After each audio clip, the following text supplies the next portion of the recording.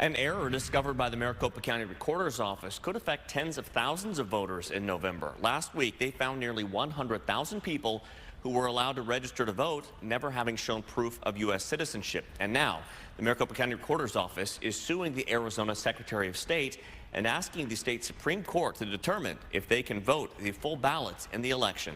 Fox 10's Ashley Rodriguez is live now to break down what happened here. Ashley.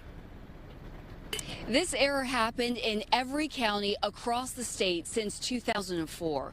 2 decades. Now, the problem, it's an easy fix. The MVD needed to recode their software. In fact, they already did that. The problem is fixed. But the question is now, how do we treat those 98,000 people before the 2024 election? That's just 48 days away.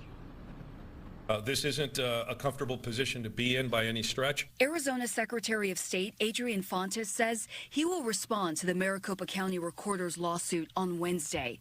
The Recorder's Office is suing him, claiming to have found more than 98,000 people who were allowed to vote the full ballot in Arizona for 2 decades when they never showed proof of U.S. citizenship.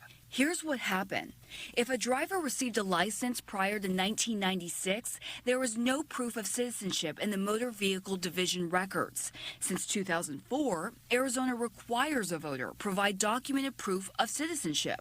So if a driver with an older license registers to vote, the MVD thinks they have proof of citizenship in the system and allows them to vote a full ballot.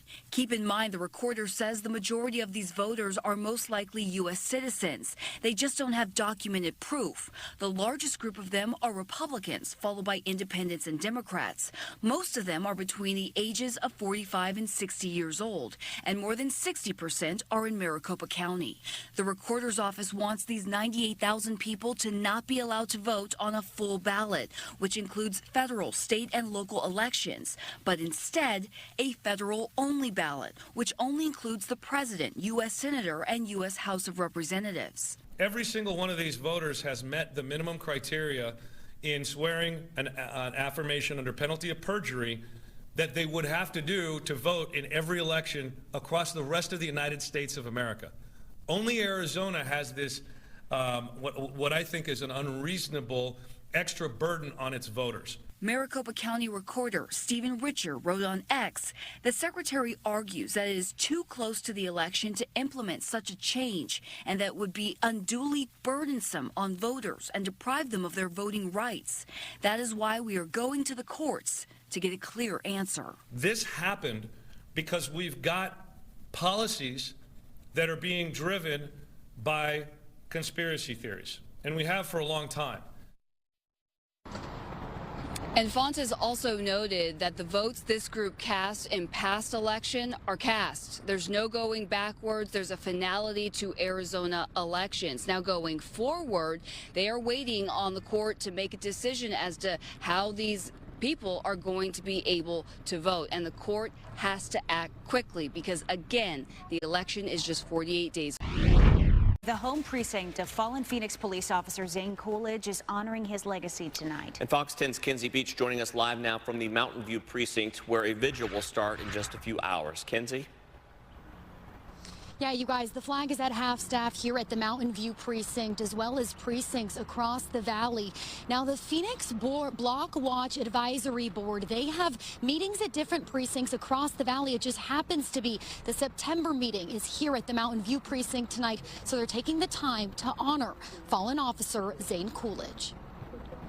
Badge number 10914. Phoenix police officer Zane Coolidge was shot and killed in the line of duty on September 3rd. When we have a horrible, heart-wrenching end of watch call, it's not just the day that we get the news. It's not just the funeral. It's not just a few items left at a memorial. It's every day. The police officer Coolidge came to work every day. The Mountain View precinct near 20th Street and Maryland Avenue is surrounded in blue ribbons. Families hurting, the department's hurting, and then we as the community hurt also. The Phoenix Block Watch Advisory Board will still meet. Tonight's topic, real-time crime operations. The more technology we have, the safer our communities are and the safer our officers are. This is always always just the month. September is always Mountain View. But things will be different this September. You know, there's going to be an empty seat in the briefing room.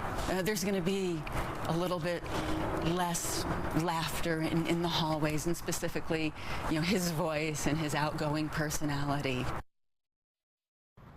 Now, Officer Coolidge will be laid to rest tomorrow at 10 a.m. The funeral will be taking place at Dream City Church in Phoenix. It's not open to the public, but the family is instead encouraging the community to line the procession route. The procession will go from 60th Street and Bell Road to Cave Creek Road to the church. Now, Fox 10 will stream it live on our website, fox10phoenix.com. Now, the vigil starts here tonight at the Mountain View precinct at 8 p.m. They will have close to 500 candles here.